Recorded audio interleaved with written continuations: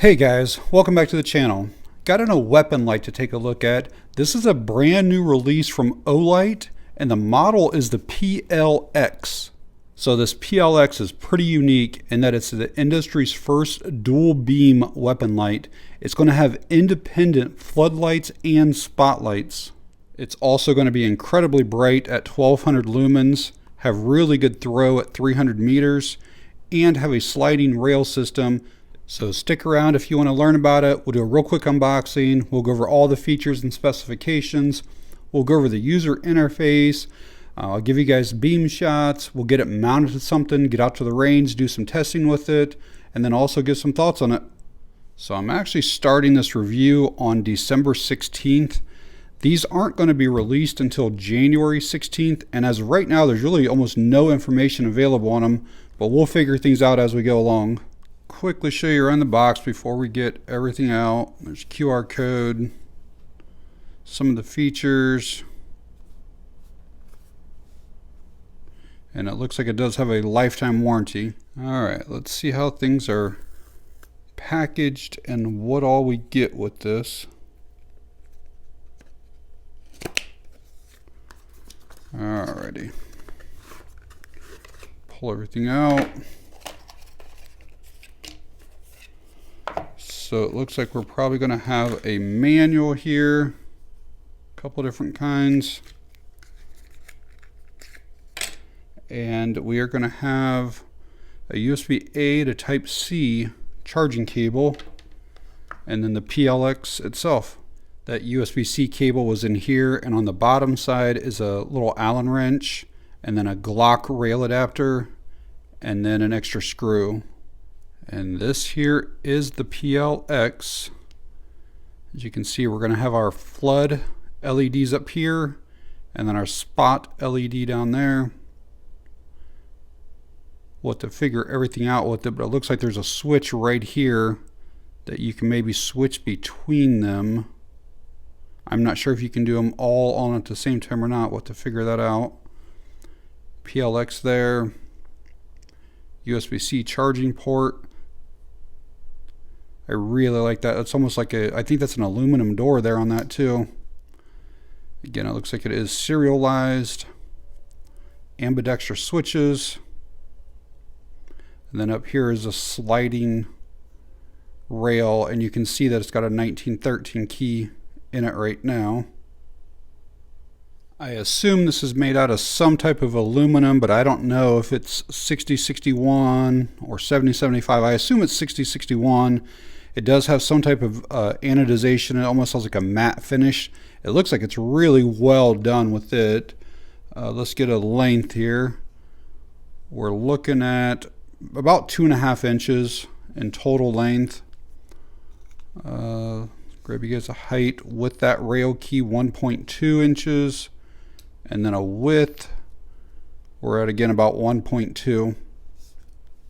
Get a weight on it. We're at 3 ounces exactly, and this does have a built-in lithium polymer battery. I believe it's 960 milliamp hours. This does have an IPX7 waterproof rating, so you can use it in rain, snow, humid climates. You can even drop it in the water, be fine. And it also does have a 1.5 meter drop rating on it.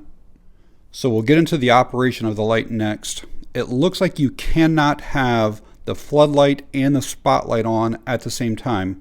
However, there are multiple levels of brightness with both the floodlight and the spotlight, and there are multiple different modes that you can program this light for. So if you want like just the high to come on only, there's also going to be a strobe, so we'll get into all of that. Try to show you guys a close-up here of the switch so you can kind of see the difference. The top one, so right there is the spotlight. That down there is the floodlight. So in both floodlight and spotlight, we can have a momentary or a constant on. And by default, this comes in mode 1, so we'll go over all that first. So if you want your momentary, just press either button. So to give you momentary light, when you're ready to shut off, you just release that button. If you want it to stay constantly on, you just press and release. So again, right now we're on the floodlight, and this is actually the lower output. This is 300 lumens. If you want to switch to the higher output, you just double tap either button, and that will give you 1200 lumens. And that will run, I think, for about 5 minutes, and then it does drop down a little bit, and then it'll run for basically until the battery goes out, like another 40 plus minutes. But 1200 lumens is a lot of light. This also has mode memory, so now that we were just in that high 1200 lumens, now when I turn it on, it comes on every single time in that 1200. Let's say though that I'm on the lower output and I have it off.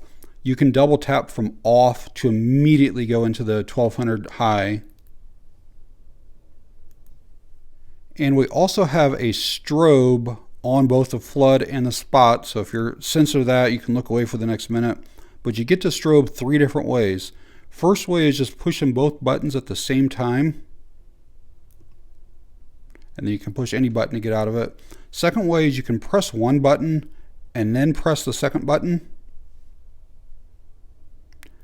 And then the third way is just triple click either button.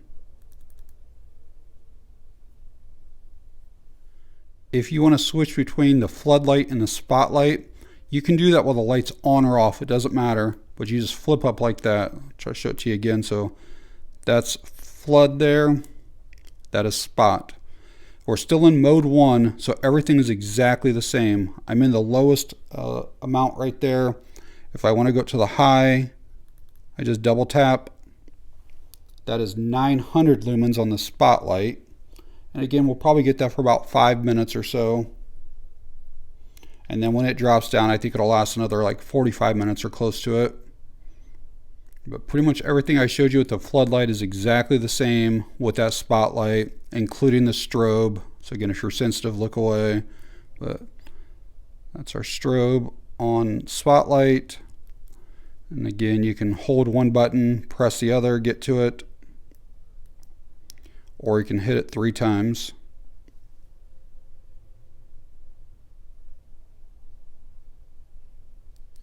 So I'm going to show you guys mode 2 next. Mode 2 basically eliminates the lower output.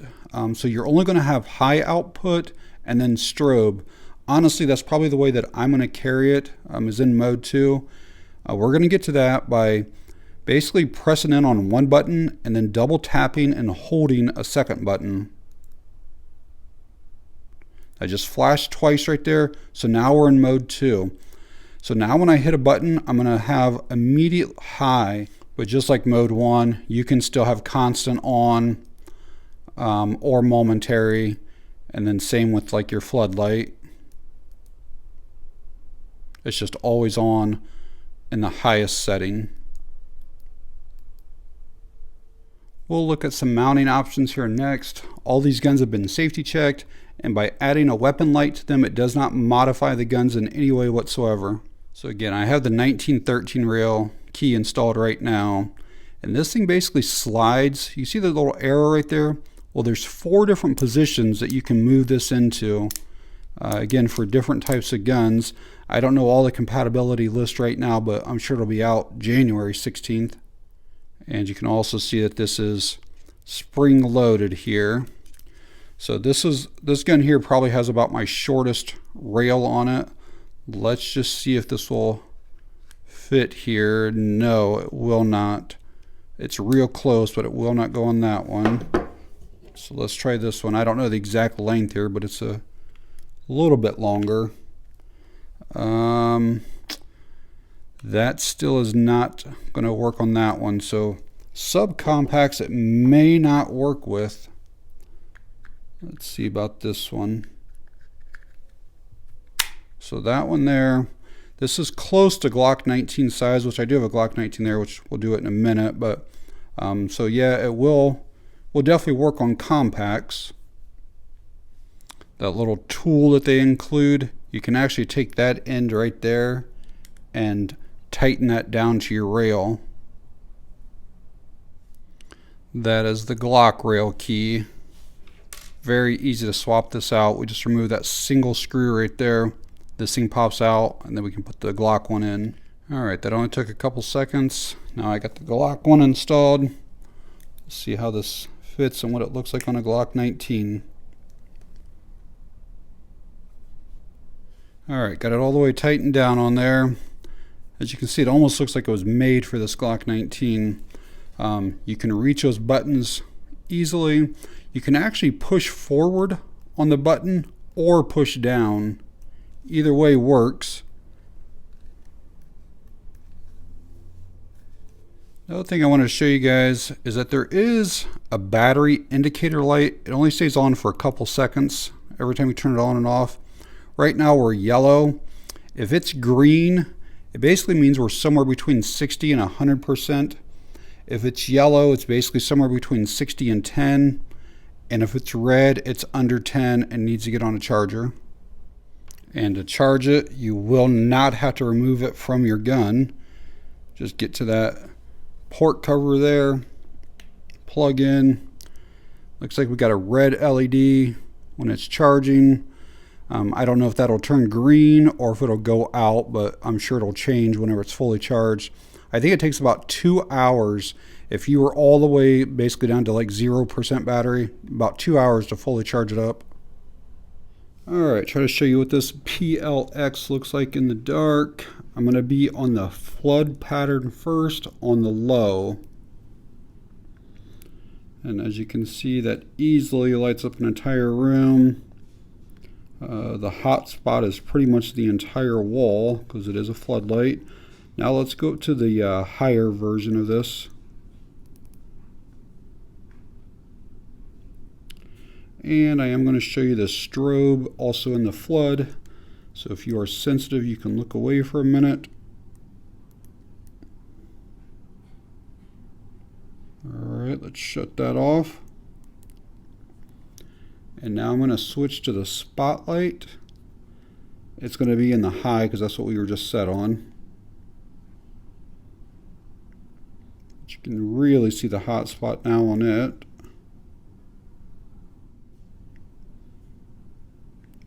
And now we'll switch down to the low.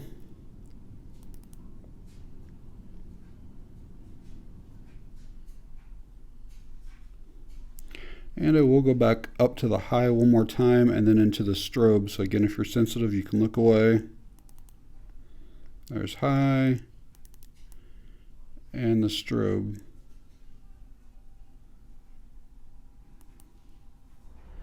All right, let's look at the Olight outside.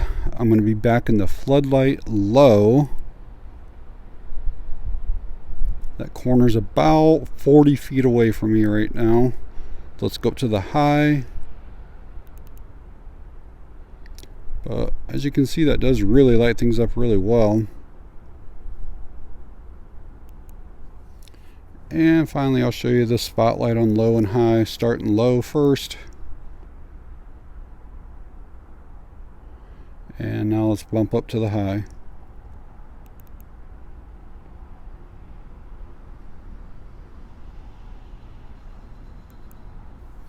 As you can see, it's definitely not the darkest of nights.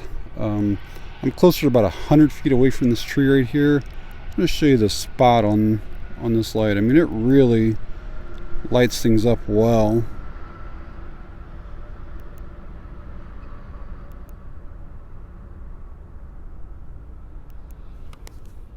Alright guys, out at the range this morning with the Olight PLX. I'm going to do a little bit of testing with it. I don't know, probably do 50 to 100 rounds. I'll try the floodlight, the spotlight, the strobe, make sure that there's not any flickering of the light, make sure it doesn't shut off, make sure that the mount stays secure to the rail, stuff like that.